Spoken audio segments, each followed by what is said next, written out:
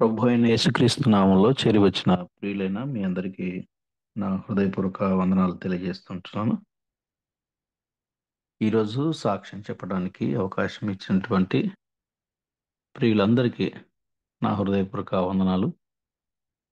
నా పేరు రమణమూర్తి.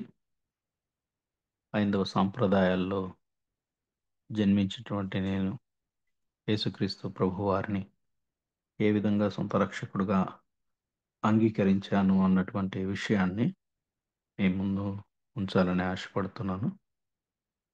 మా నాన్నగారు హాస్పిటల్లో కంపౌండర్గా పనిచేస్తుండేవారు. నాకు ఇద్దరు అక్కలు, ముగ్గురు బ్రదర్స్. మేము మొత్తం 6 మంది.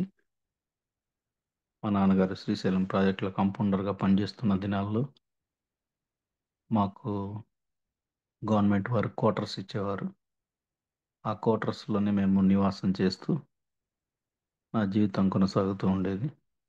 చిన్ననాటి నుంచి నాలో ఒక ప్రశ్న ఉండేది.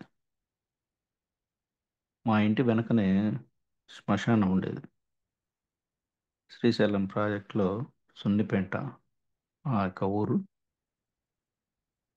చనిపోయిన వారందరినీ కూడా తీసుకుని వెళ్ళి మా ఇంటి వెనుకనే శ్మశానంలో పాతిపెడుతూ ఉండేవారు. అక్కడ Srisailam project second power house కడుతుండేవాళ్ళు. సెకండ్ పవర్ హౌస్ కడుతున్నప్పుడు కూడా టన్నల్స్ తవ్వుతూ ఉండేవారు. ఆ టన్నల్స్ తవ్వేటప్పుడు చాలామంది చనిపోయేవారు. వాళ్ళందరినీ కూడా తీసుకొచ్చి మా ఇంటి వెనకనే శ్మశానంలో పూడ్చి పెడతా ఉన్నారు. కొంతమందిని కాలుస్తూ ఉన్నారు. అలా ఇవన్నీ కూడా నేను చూస్తూ ఉన్నాను. ఆ నల్లమల అడవుల్లో కూడా నా చిన్ననాడు ఒక బస్సు యాక్సిడెంట్ అయ్యి అది కాలిపోతూ ఉంది. అలా ఇవన్నీ దృశ్యాలు నేను చూస్తున్నప్పుడు మనిషికి మరణం అనేది ఉంది. ఈ మరణం తర్వాత ఏముంది అన్న ప్రశ్న నాలో ఆ చిన్ననాటి నుంచే మొదలైంది. ఇంకా ఆ భయం వేసేది. అన్నం తిందామన్నా తినబుద్ధి అయ్యేది కాదు. అలా దిగులుగా కూర్చొని ఉండేవాడిని. మా సిస్టర్ అడిగేవారు, ఏంట్రా అలా ఉన్నావు, ఏమైంది అని. అడిగితే అప్పుడు నేను అనేవాడిని, అక్క, మనిషి మరణిస్తున్నాడు, మరణించిన తర్వాత ఎక్కడికి వెళ్తున్నాడు, మళ్ళీ పుడుతున్నాడు.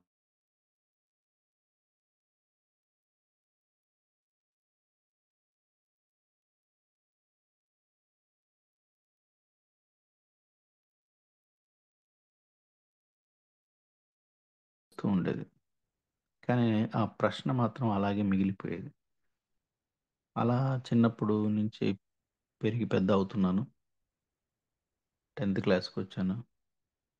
10th క్లాస్కి వచ్చిన తర్వాత గేమ్స్ అంటే నాకు బాగా ఇంట్రెస్ట్ ఉండి ఆ మైండ్ దాని వైపు తిప్పి దీన్ని మర్చిపోవడానికి ప్రయత్నం చేస్తూ ఉండేవాడిని. అలా పెరిగి పెద్దయి బాల్ బ్యాడ్మింటన్ అనేటువంటి గేమ్ నేను నేర్చుకోవడం జరిగింది. ఆ గేమ్ ఆడుతూ జిల్లాకు, కర్నూలు జిల్లాకు సెలెక్ట్ అవ్వడం జరిగింది. తర్వాత స్టేట్ సెలెక్ట్ అవ్వడం జరిగింది. తర్వాత నేషనల్ ఛాంపియన్ అవ్వడం జరిగింది. ఇలా స్పోర్ట్స్లో కొద్దిగా రానివ్వడం జరిగింది. జరిగిన తర్వాత ఈ స్పోర్ట్స్లో ఆడడం వల్ల ఫ్రెండ్షిప్ సర్కిల్ ఏర్పడి ఒక యవనస్తుడికి ఏదైతే ఆ, లోకానుసారమైంది అంటకూడదో ఆ లోకమంతా కూడా నా జీవితంలోనికి వచ్చేసింది. తిను తాగు సుఖించు అన్నటువంటి ఆలోచనలో నా జీవితం కొనసాగుతోంది. అలా కొనసాగుతున్న దినాలలో రైల్వేస్లో ఉద్యోగాలు వస్తాయి స్పోర్ట్స్ కోటాలో అన్న విషయం తెలిసింది నాకు. దానివల్ల ఈ నేషనల్ ఛాంపియన్ అవ్వడం వల్ల నేను రైల్వేస్లో స్పోర్ట్స్ కోటాలో అప్లై చేయడం జరిగింది. అలా అప్లై చేసినప్పుడు రైల్వేస్లో ఉద్యోగం కూడా వచ్చింది. ఉద్యోగం వచ్చిన తర్వాత ఇంకా ఎవరు కూడా ఉండరు కదా, తల్లిదండ్రులు నాకు దగ్గరలో ఉండరు కనుక హైదరాబాద్లో షిఫ్ట్ అయ్యాను. అక్కడ కూడా అనేక మంది ఫ్రెండ్ సర్కిల్ ఏర్పడ్డాం. మళ్ళీ అక్కడ కూడా తిను తాగు సుఖించు ఈ ఆలోచనలతోనే నా జీవితం కొనసాగుతుంది. ఉద్యోగం వచ్చింది కనుక మరి వివాహం అయింది 2000లో. 2000లో వివాహమైంది. అప్పటికి కూడా ఈ ప్రశ్న అనేది అది అలాగే మిగిలిపోయింది. ఆ ప్రశ్న మళ్ళీ మొదలైంది వివాహమైన తర్వాత గూడా. నువ్వు మరణిస్తావు. మరణిస్తే ఎక్కడికెళ్తావు? ఖచ్చితంగా నరకానికెళ్తావు నువ్వు. ఎందుకంటే నీ జీవితం అలా ఉంది. తిను, తాగు, సుఖించు అన్నటువంటి ఆలోచనతోనే నువ్వు బ్రతుకుతున్నావు. కాబట్టి ఖచ్చితంగా నువ్వు నరకానికెళ్ళిపోతావు అన్న ఆలోచన కలుగుతా ఉంది. మరి దీని నుంచి నేనెలా బయటపడాలి? ఈ ఆలోచన నుంచి నేనెలా బయటపడాలి? అని కొంతమంది పూజారుల దగ్గరికి వెళ్ళడం, వారితో మాట్లాడడం. వారు నాకు సరైనటువంటి సమాధానాన్ని ఇవ్వలేకపోయారు. మనిషి మరణించిన తర్వాత ఏ కుక్క పుడతాడో, నక్కే పుడతాడో, ఎవరి పాప పుణ్యములను బట్టి వారు జీవిస్తారో నాకది అంత సాటిస్ఫాక్షన్ అనిపించలేదు. మరికొంతమంది దగ్గరికెళ్ళాను. వారు కూడా ఒక కాన్ఫిడెన్స్‌గా మరణం తర్వాత ఇదుంది అని చెప్పలేకపోయారు. సరే ఇలా కాదని జెప్పి హైదరాబాద్‌లో జిమ్‌ఖానా గ్రౌండ్స్‌లలో కొన్ని ప్రాంతాలలో పెద్ద పెద్దవారు పండితులనేవాళ్ళు వచ్చి మీటింగ్స్ పెట్టేవాళ్ళు. సుందర చైతన్య గారు, సచ్చిదానంద స్వామి గారు వీళ్ళందరూ గూడా మీటింగ్స్ పెట్టేవారు ఆ రోజుల్లో. సరే అక్కడికెళ్ళి కూర్చున్నాను. వారు మంచి మాటలు చెప్పారు గానీ, మరణం తర్వాత ఏముంది అన్న విషయాన్ని ఎవరు గూడా చెప్పలేకపోతున్నారు. అయితే అప్పటికి నాకు వివాహమైంది. నాకు నా భార్య గర్భవతి. తన పుట్టింటికెళ్ళింది. ఈలోపు నేను సెర్చింగ్ చేస్తా ఉన్నా. అసలు దేవుడెవరు? మనిషి మరణించిన తర్వాత ఎక్కడికెళ్తున్నాడు? మరణం తర్వాత నేను జీవించాలి, నిత్య జీవం కావాలి అన్నటువంటి ఆలోచనతో నేను తిరుగుతున్నాను. నేను హైందవ సాంప్రదాయాల్లో జీవిస్తున్నటువంటి వాడిని గనక గుళ్ళకు, గోపురాలు, యాత్రలు ఇవన్నీ గూడా మా జీవితంలో కొనసాగుతూ ఉంటాయి. నిజంగా దేవునియందు భక్తితో వెళ్ళడం కాదు గానీ, అక్కడున్న ప్రాంతాలని చూడాలని, లేదా వారు పెట్టే ప్రసాదాలు తినాలని, వచ్చిపోయే వాళ్ళని చూడాలని, ఇలాంటి ఆలోచనతోనే వెళ్ళాం గానీ, నిజమైనటువంటి భక్తి మాత్రం ఉండేది కాదు. అయితే మా ఆఫీస్‌లో నేను ఒకరోజు మా ఫ్రెండ్‌ని అడగడం జరిగింది. అతడు హైందవ సాంప్రదాయాల్లో నుంచి యేసుప్రభు వారిని సొంత రక్షకుడుగా అంగీకరించాడు. చాలా భక్తిగా ఉంటాడు.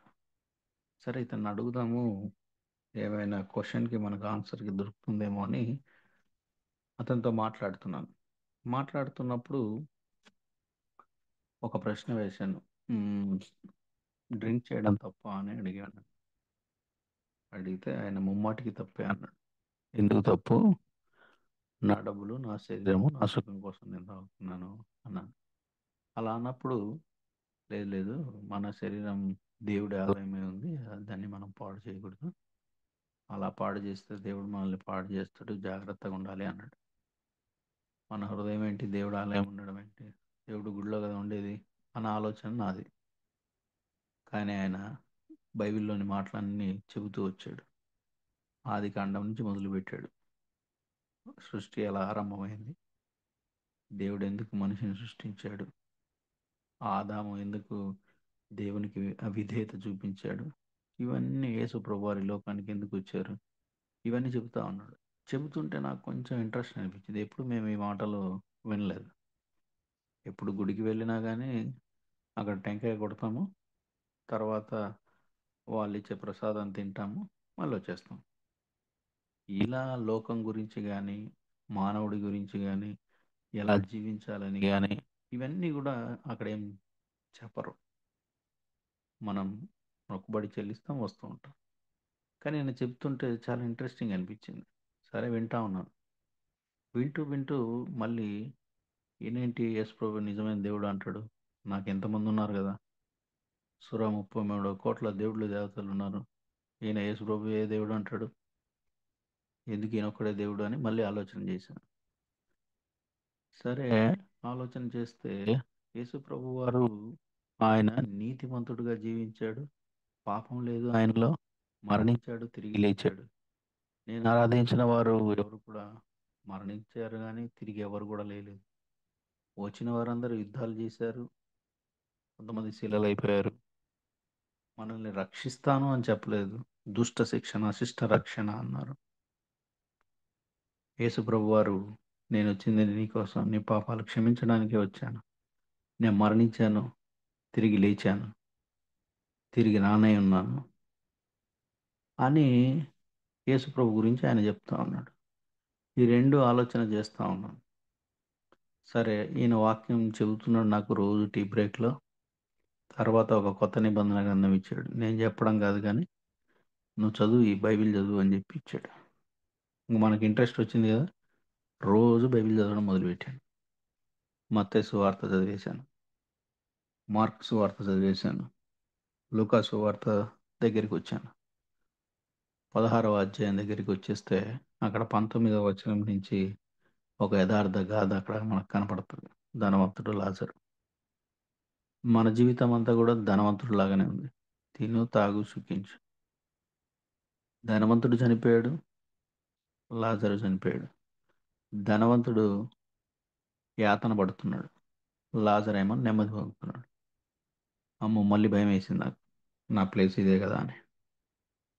మరి దీని నుంచి ఎలా మనం తప్పించబడతాం అని ఆలోచన చేస్తున్నప్పుడు ఒకరోజు మా మందిరంలో ఉజ్జీవ సభలు జరుగుతున్నాయి, వస్తావా అని పిలిచాడు. నాకు కొంచెం ఇంట్రెస్ట్ వచ్చింది కాబట్టి సరే వస్తానని వెళ్ళి కూర్చున్నాను. మొదటి రోజు వాక్యం విన్నాను, రెండో రోజు వాక్యం విన్నాను, మూడో రోజు కూడా ఆయన సిలువను గురించి ధ్యానం చేస్తా ఉన్నారు దేవుని దాసు. ఆ వాక్యాన్ని చెబుతున్నప్పుడు నా జీవితం అంతా కూడా ఒక సినిమా థియేటర్లో వేసినట్టుగా నా జీవితం నాకు కనబడతా ఉంది.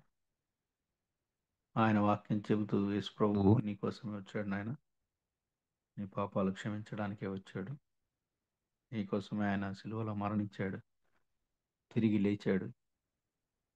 నువ్వు ఈ పాపంలోనే పుట్టి పాపంలోనే పెరిగి అలాగే మరణిస్తే నిత్య నరకానికి వెళ్ళిపోతావు. ఆ నరకం నుంచి తప్పించడానికి యేసు ప్రభు ఈ లోకానికి వచ్చాడు. మానవులందరూ కూడా పాపం చేశారు, ఏ భేదం లేదు, అందరూ పాపం చేశారు. మంచివాడు చెడ్డవాడు అని కాదు, పుట్టిన ప్రతి మనిషి కూడా పాపంలోనే పుడుతున్నాడు, పాపం చేస్తున్నాడు, పాపాన్ని బట్టి నరకానికి వెళ్ళిపోతున్నాడు. ఈ నరకం నుంచి తప్పించి మరణం తర్వాత నిత్య జీవాన్ని ఇచ్చేది ఆ యేసు ప్రభువారే అన్న మాట చెప్పాడు. నేను వెతుకుతుంది కూడా దానికోసమే, మరణం తర్వాత నిత్య జీవం, నిత్యం బ్రతికి ఉండే అవకాశాన్ని. అందుకే ఆశ కలిగిన ఆత్మను తృప్తిపరుస్తానన్న మాట మనకు బైబిల్ గ్రంథంలో ఉంటుంది. ఆ రోజు ఆ మాటలు ఎప్పుడైతే విన్నానో నాలో ఇంకెక్కడ లేని సంతోషం వచ్చింది. మరి ఎలా నిత్య జీవాన్ని పొందుకుంటామంటే, మన పాపములను మనం ఒప్పుకొనిన ఎడల ఆయన నమ్మదగిన వాడు, నీతిమంతుడు గనక అతిక్రమము దాచిపెట్టువాడు వర్ధిల్లడు, వాటిని ఒప్పుకొని విడిచిపెట్టిన వాడే దేవుని యొక్క కనికరాన్ని పొందుకుంటాడు అన్నాడు. అంతే, ఆ రోజు నాలో ఒక కొత్త అనుభవం, ఆ యొక్క మాటలు నా హృదయాన్ని దర్శించినప్పుడు నా జీవితాన్ని దేవునికి సమర్పించుకున్నాను. నా జీవితంలో ప్రభువా, ఈ పాపినైన నన్ను రక్షించు స్వామి, నీ కొరకే నేను జీవిస్తాను అని నేను ఆ రోజు తీర్మానం చేసుకున్నాను. ఆ రోజు రక్షింపబడి ట్రాన్స్ఫర్మేషన్ ఆ రోజు జరిగిన నా జీవితంలో. బాప్తిసంలో అనౌన్స్ చేశారు అక్టోబర్ మాసంలో. ఆ బాప్తిసాలు అనౌన్స్ చేసినప్పుడు నమ్మి బాప్తిసం పొందినవాడే రక్షింపబడను, లేనివాడికి శిక్ష విధించబడను అన్నటువంటి మాట ఎప్పుడైతే విన్నానో బాప్తిసానికి కూడా నేను సిద్ధపడ్డాను. నా మిత్రుడు చెబుతున్నప్పుడు వినుట వలన విశ్వాసం కలుగుతుంది. క్రీస్తుని గురించినటువంటి మాటలు చెబుతున్నప్పుడు నాలో విశ్వాసం కలిగింది. ఆ విశ్వాసాన్ని బట్టి దేవుని మాటలు వినడం జరిగింది. ఆ విని విశ్వసించి రక్షింపబడి నాలో చెప్పన సఖ్యము కానీ మహిమాయుక్తమైనటువంటి ఆనందం ఆ రోజు నుంచి, నేను మరణించినా కానీ తిరిగి లేస్తాను అన్నటువంటి విశ్వాసం. ఎందుకంటే యేసుప్రభు వారు మరణించారు, పునరుద్ధానుడై తిరిగి లేచాడు. నా మాట విని నన్ను పంపిన వాని యందు విశ్వాసం ఉంచువాడు తీర్పులోనికి రాక మరణంలో నుండి జీవంలోనికి దాటి ఉన్నాడు అన్నమాట. ఆ రోజు నాకు ఎంతో ఆనందం అనిపించింది. అయితే నేను రక్షింపబడిన తర్వాత మరి నా భార్య సంగతి ఏంటి అనే వాక్యాన్ని వింటున్నాను, చదువుతున్నాను. ఒక వచనం నాకు కంటబడింది. ప్రభు అయిన యేసునందు విశ్వాసం ఉంచు, నీవును నీ ఇంటి వారు రక్షణ పొందుదురు అన్నాడు. యేసు ప్రభు ఎందు విశ్వాసం ఉంటే నేనును నా ఇంటి వారు రక్షింపబడతారా?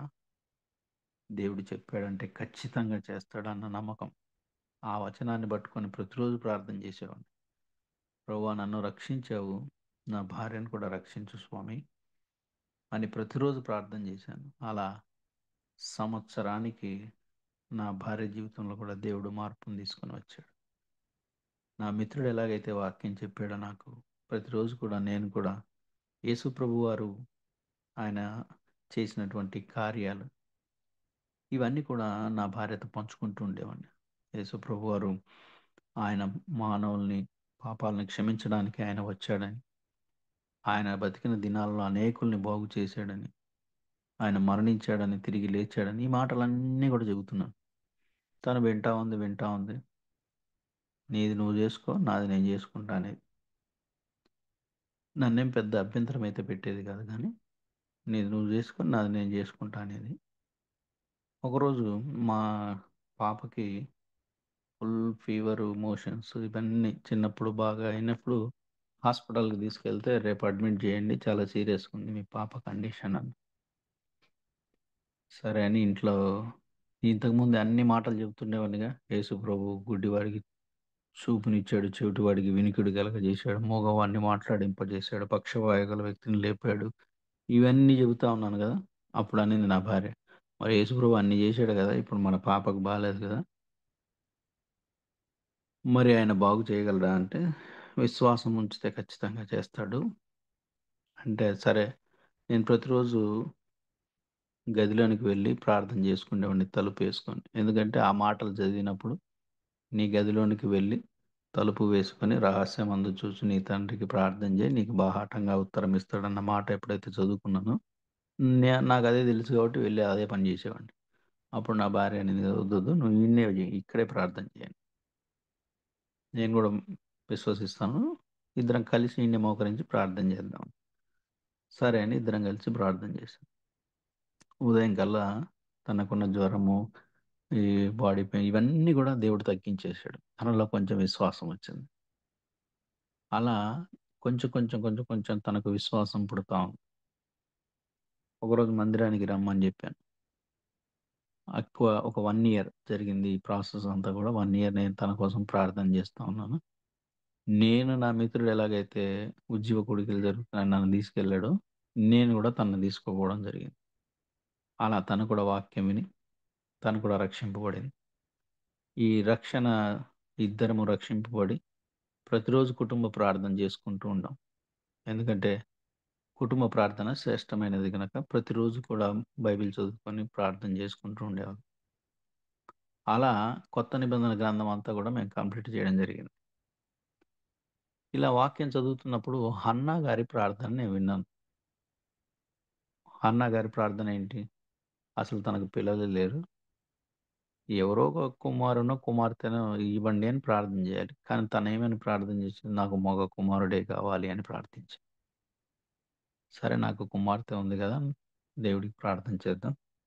ప్రభా నీ చిత్తమైతే, నీకిష్టమైతే నాకు కూడా ఒక మగ కుమారుని అనుగ్రహించు అని ప్రార్థన జేస్తూ వచ్చాం.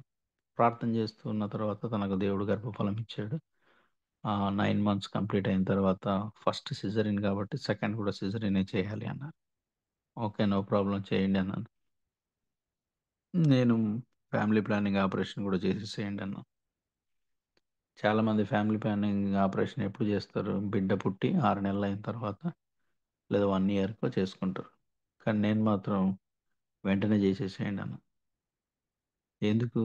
విశ్వాసంతో నాకు కుమారుడిని దేవుడు ఖచ్చితంగా అనుగ్రహిస్తాడు అన్నటువంటి నమ్మకంతో సిగ్నేచర్ జేసేసా.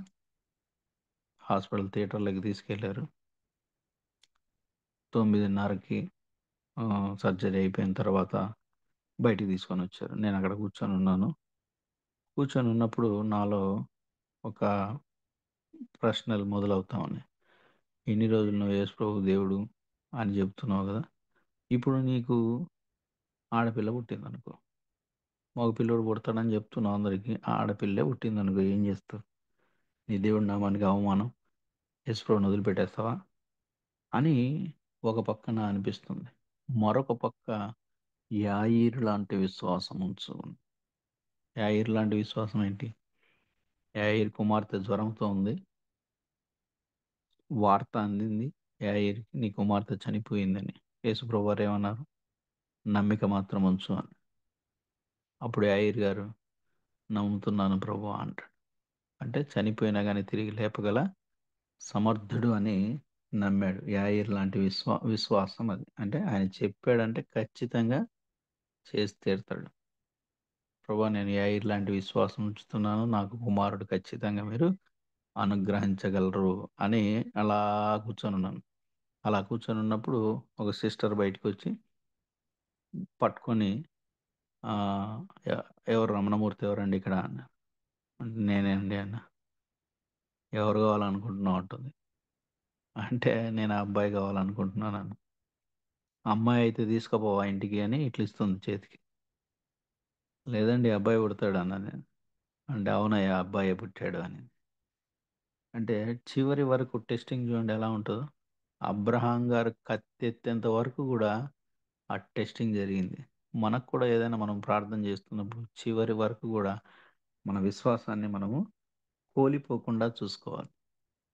ఆ రోజుల్లో ఆ విధంగా దేవుడు నాకు కుమారుడిని అనుగ్రహించాడు. తర్వాత పిల్లలిద్దరూ పెరిగి పెద్దయితున్నారు. సండే స్కూల్‌కి తీసుకుపోవడం, అలా యూత్ మీటింగ్‌లకు తీసుకుపోవడం, అలా వారిద్దరు కూడా పిల్లలు ఇద్దరు కూడా రక్షింపబడ్డారు. ఇప్పుడు నా కుమార్తె కెనడాలో ఎంఎస్ చేసింది. కంప్లీట్ అయిపోయింది. నా కుమారుడు డిగ్రీ ఫైనల్ ఇయర్ చదువుతా ఉంటున్నాడు. మరి నేను ప్రభువుని అంగీకరించిన తర్వాత నాకు కూడా ఎన్నో శోధనలనేటివి రావడం జరిగింది.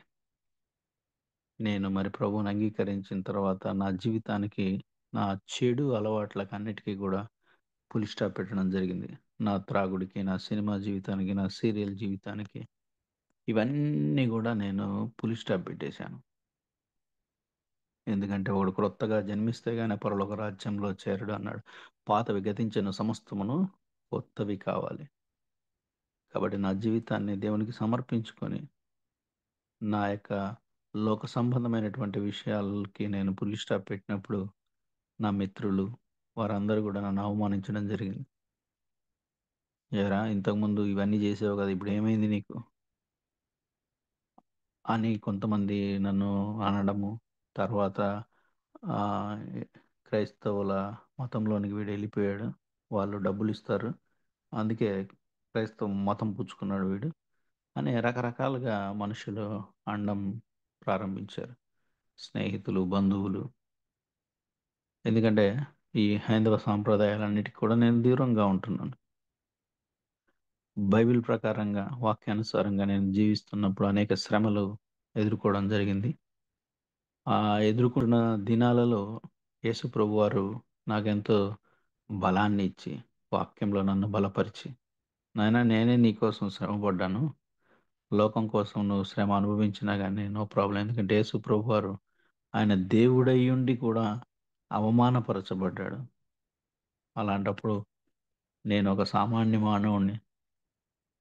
నిందలు అనుభవించడంలో తప్పేమీ లేదు. ఆయన కొరకు మనం అనుభవించాలి అని చెప్పి ఇవన్నీ కూడా యేసుప్రభువారు ఎలాగైతే తండ్రి వీరేమి చేయుచున్నారో వీరెరుగరు గనక వీరిని క్షమించండి అన్న విధంగా నన్నెవరైతే నిందించారో, శ్రమ పెట్టాలని ప్రయత్నం చేశారో వారందరినీ కూడా క్షమించుకుంటూ, వారి కొరకు ప్రార్థన చేసుకుంటూ నా విశ్వాస యాత్రలో నేను ముందుకు కొనసాగుతున్నాను. అంత మాత్రమే కాకుండా నేను పొందినటువంటి ఈ ఆనందాన్ని వాక్యంలో దేవుడు సెలవిచ్చిన రీతిగా సర్వలోకమునకు వెళ్ళి సర్వ సృష్టికి సువార్తను ప్రకటించుడి అన్నాడు. కాబట్టి ఈ సువార్త నాతో పాటు అంతం కాకుండా అనేకులకి ఈ రక్షణ సువార్త ప్రకటింపబడాలి. ఈ శుభవర్తమానాన్ని అనేకులు తెలుసుకోవాలి అని నా జీవితాన్ని మార్చుకొని దేవుడు ఏదైతే చేయమంటున్నాడో అది చేస్తూ, ఏదైతే వద్దంటున్నాడో దాన్ని విడిచిపెడుతూ, నేను బలపడుతూ, నేను పనిచేస్తున్న ప్రాంతంలో అనేకులకి ఈ రక్షణ సువార్తను ప్రకటించడం, నా స్నేహితులకు, బంధువులకు, ఇరుగు పొరుగు వారికి ఈ రక్షణ సువార్తను ఈ శుభవర్తమానాన్ని అందిస్తూ ముందుకు కొనసాగుతూ ఉన్నాను. అనేకమైనటువంటి ప్రయాణాలలో, పరిచర్యలో మరి ఎన్నోసార్లు దేవుడు ప్రమాదాల నుంచి కూడా తప్పిస్తూ వచ్చాడు. ఒకసారి రైల్వే స్టేషన్‌లోనే ట్రైన్ నన్ను డాష్ ఇవ్వాల్సింది. ఆ సమయంలో దేవుడే నన్ను కాపాడాడు. ఒక ఇంజిన్ స్టార్ట్ అయింది. దాన్ని నేను దాటుతున్నాను. సడెన్‌గా మొ ఒక ఆ ఇంజిన్ వచ్చేయడం. నేనసలు చనిపోయానని అనుకున్నాడు నా మిత్రుడు. నాతో పాటు వచ్చినటువంటి మిత్రుడు. నేను సడెన్‌గా జంప్ చేశాను. లేదంటే ఆ రోజే మరణం జరిగేది. ఇలా మరణాల నుంచి దేవుడు తప్పించి, అనారోగ్య పరిస్థితుల నుంచి దేవుడు తప్పించి, తన పరిచర్యలో వాడుకుంటున్నాడు. మా ఆఫీస్‌లో లంచ్ టైమ్ 12-1 లంచ్ టైమ్ ఉంటది. ఆ టైంలో కూడా అక్కడ చిన్న సహవాసం కలిగి మేము సువార్తను ప్రకటిస్తూ ఉంటాం. ప్రతిరోజు జరిగేది కోవిడ్ దినాల ముందు. అయితే ఈ కోవిడ్‌లో రిస్ట్రిక్షన్స్ వచ్చి ఓన్లీ ఇప్పుడు ఫ్రైడే మాత్రమే మేము జరిపిస్తా ఉంటున్నాం. మరి అలా యేసుప్రభు వారిని తెలుసుకున్న తర్వాత మా పాస్టర్ గారు అన్నారు, "నువ్వు ఎప్పుడు వాక్యం వింటూనే ఉంటావా? నువ్వు గూడా సాక్ష్యం జెప్పాలి. నువ్వెలా యేసుప్రభు వారిని నమ్ముకున్నావో" అని ఆయన నాకు చిన్నగా సాక్ష్యం ఎలా చెప్పాలి అని నాకు నేర్పించాడు. "నువ్వెలా నీ జీవితంలో ఏం జరిగిందో చెప్పు చాలు" అని నన్ను ఎంకరేజ్ జేసి ఆయన చెప్పించేవాడు. ప్రతి గల్లీలోకి తీసుకుపోయేటోడు, పల్లెటూరికి తీసుకెళ్ళేవాడు. అలా చిన్నగా సాక్ష్యాన్ని చెబుతూ సాక్ష్యం అయిపోయిన తర్వాత, "ఇంగెప్పుడు సాక్ష్యమే చెప్పుకుంటూ కూర్చుంటావా? ఆరాధన జెప్పు" అన్నాడు. ఎలా ఆరాధన చేయాలి? ప్రభువుని ఎందుకు ఆరాధన చేయాలి? ఇలా ఆయన నాకు చక్కగా చేయూతనిచ్చి దేవుని వాక్యాన్ని అందించటం నేర్పించారు. ప్రభువు కూడా నాకు సహాయం చేస్తూ, ఎలా సహాయం చేస్తూ వచ్చాడంటే, "ప్రభువా నాకు చెప్పాలని ఆశ ఉంది.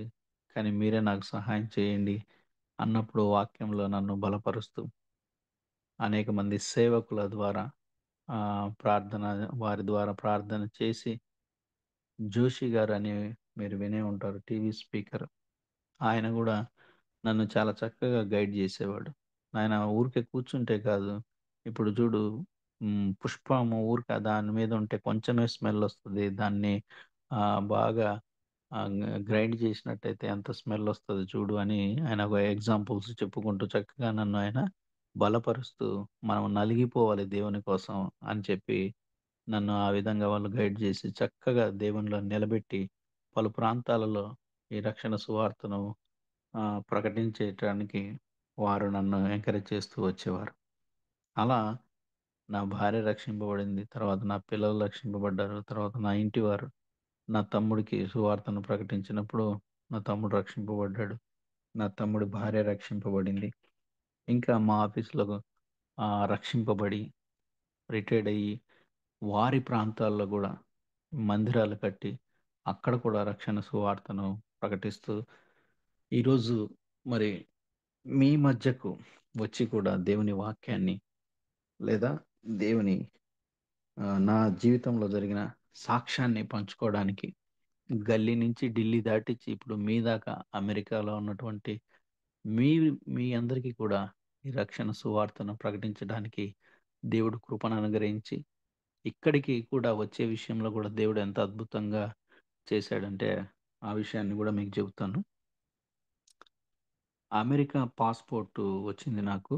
అమెరికా పాస్‌పోర్ట్ వచ్చి వీసా వచ్చిన తర్వాత కెనడాకి కూడా నేను మా పాప కాన్వికేషన్ కోసం అప్లై చేశాను. అప్లై చేసినప్పుడు స్టాంపింగ్‌కి నా పాస్‌పోర్ట్ తీసుకెళ్ళిపోయారు.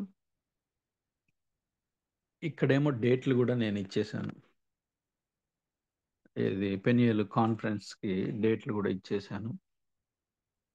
నవంబర్ 1, 2, 3 తారీఖుల కాన్ఫరెన్స్ కోసం డేట్‌లు ఇచ్చేసాను. తర్వాత రిజర్వేషన్స్ అన్నీ గూడా చేసేసుకున్నాను. ఫ్లైట్ రిజర్వేషన్స్ అన్నీ గూడా వచ్చేది అన్నీ గూడా. మరిప్పుడు నా పాస్‌పోర్ట్ ఏమో అక్కడ ఇరుక్కుపోయింది. చూడండి ఎలా ఉంటది. ప్రార్థన జేస్తున్నాం. అందరం ప్రార్థన జేస్తా ఉన్నాం. మరి ఒకవేళ ఈ కెనడాకి తీసుకెళ్ళినటువంటి పాస్‌పోర్ట్ రాలేదనుకోండి. పరిస్థితి ఏంటి? అన్ని టికెట్స్ అన్నీ పోతాయి. హ్మ్. ఇక్కడ ప్రోగ్రామ్ గూడా నేను రాకుండా ప్రోగ్రామ్ అయితే అయితది. కానీ నేనైతే రాలేను. పాస్‌పోర్ట్ లేనిది. కానీ దేవుడి దగ్గర ఏమని ప్రార్థన చేశానంటే, ప్రభువా నీ పని నిమిత్తం నీ నామానికి అవమానం జరగకూడదు గనక మీరు ఖచ్చితంగా ఇస్తారు. నాకొస్తదన్నటువంటి విశ్వాసంతోనే రిజర్వేషన్స్ ఇవన్నీ కూడా చేశాం. దేవుని యొక్క పని నిమిత్తం ఇది అవమానం జరగకూడదని ప్రతిరోజు నేను ప్రార్థన చేస్తూ వచ్చేవాడిని. అలా చేస్తున్నప్పుడు పాస్‌పోర్ట్ ఎప్పుడొచ్చింది చెప్పమంటారా? రేపు ప్రయాణం అనంగా ఈరోజు రాత్రి 6 గంటలకు నా చేతికొచ్చింది. అంటే టెస్టింగ్ అనేది ఎప్పుడు గూడా చివరి వరకు జరుగుతది. మనం ప్రార్థన చేస్తున్నప్పుడు మీరు ప్రార్థన చేయనప్పుడు వేటిని అడుగుదురో అవి పొంది ఉన్నారన్న విశ్వాసంతో ప్రార్థన చేయమంటాడు కదా! కాబట్టి చివరి వరకు గూడా మన విశ్వాసాన్ని మనము కోల్పోకూడదు. అందుకే అంతము వరకు సహించిన వాడే రక్షింపబడును అన్న మాట మనకు కనపడుతుంది. అంతం వరకు చివరి వరకు గూడా ఆ రక్షణలోనే మనము కొనసాగుతూ ఉండాలి. జరుగుతున్నటువంటి పరిణామాలను బట్టి మనం ఎక్కడ గూడా కలత చెందకుండా మన విశ్వాసాన్ని మనం కాపాడుకుంటూ, మన విశ్వాసమునకు కలుగు పరీక్ష ఓర్పును పుట్టించునని ఎరిగి అంటాడు. విశ్వాసంలో మనకు ఓర్పు, సహనము ఇవన్నీ గూడా వస్తాయి.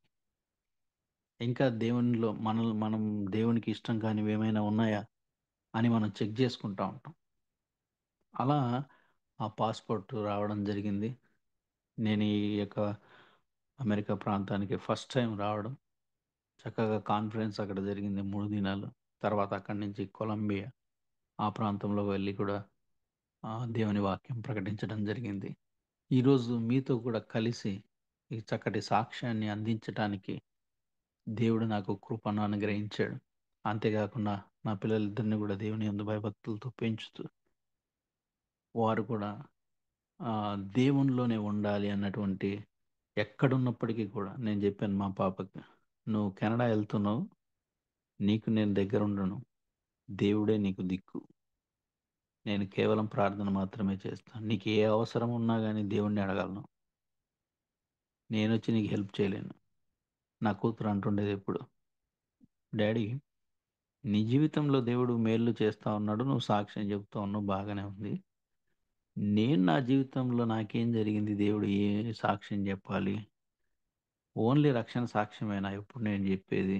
నా జీవితంలో ఇంకా ఏం మేలు అంటే నా దగ్గరున్న దినాల్లో" అనుకుందంట. నేను మొన్న కెనడాకెళ్ళినప్పుడు చెబుతా ఉంది. నేనిక్కడికొచ్చిన తర్వాత దేవుని మీద ఎలా ఆధారపడ్డానో, దేవుడు నాకెలా మేలు జేశాడో నాకర్థమైంది డాడీ. ఎందుకంటే పిల్లల్ని వాక్యంలో మనం పెంచాలి. ఆ వాక్యంలో పెంచినప్పుడు దేవుని మీద వారు ఆధారపడినప్పుడు వారికి దేవుడే దిక్కు.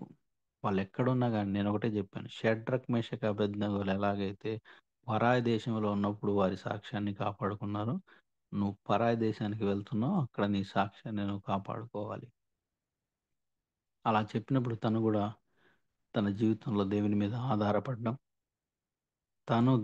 దేవుడు తన జీవితంలో కూడా గొప్ప కార్యాలు జరిగించడం, అలా చూస్తూ దేవుని యొక్క పరిచర్యలో తను కూడా అక్కడ వెళ్తూ చక్కటి సహవాసం కలిగి ఉంది. కాబట్టి ప్రియులారా ఈరోజు ఈ సాక్ష్యాన్ని వింటున్నటువంటి మీరు ఈ సాక్ష్యం ద్వారా బలపరచబడి దేవుడు నమ్మదగిన దేవుడు. వాగ్దానాలిచ్చి వాగ్దానం నెరవేర్చే సమర్థుడైంటున్నాడు గనక మన విశ్వాసాన్ని మనం కాపాడుకుంటూ ఆ విశ్వాసమునకు కర్త దాన్ని కొనసాగించువాడైన యేసు వైపు చూస్తూ ఈ యొక్క పందెము రంగములో మనం ముందుకు సాగాలి. ఈ చక్కటి సహవాసాన్ని దేవుడు మనకు అనుగ్రహించాడు గనక, చిన్న మంద భయపడకుడి అన్నాడు గనక, మనం ఈ చిన్న మందలోనే దేవుడెన్నో గొప్ప కార్యాలు జరిగించగల సమర్థుడైంటున్నాడు. మన విశ్వాసాన్ని కాపాడుకుంటూ 10 మందిని మన విశ్వాసంలో నిలబెట్టినట్టయితే, నమ్మకమైన మంచి దాసుడా, నమ్మకమైన మంచి దాసురాలా అనిపించుకుంటాం. అందుకే మోషే గారు పెద్దవారైనప్పుడు విశ్వాసమును బట్టి ఐగుప్తు ధనము కంటే క్రీస్తు విషయమైన నింద గొప్ప భాగ్యమని ఎంచి అల్పకాలము పాపభోగమును అనుభవించుట కంటే దేవుని ప్రజలతో శ్రమ అనుభవించుట మేలని యోచించి ఫరో యొక్క కుమార్తె యొక్క కుమారుడు అనిపించుకొనుటకు ఇష్టపడక ప్రతిఫలంగా కలగ బహుమానమందు ఆయన కనుదృష్టించాడు. లోకమంతా ఎటుపోయినా గానీ, మనం మాత్రం దేవుని వైపు చూస్తూ, దేవుని యొక్క పనిలో, పరిచర్యలో ముందుకు కొనసాగుదాం. దేవుడి సాక్ష్యం దీవించునుగాక.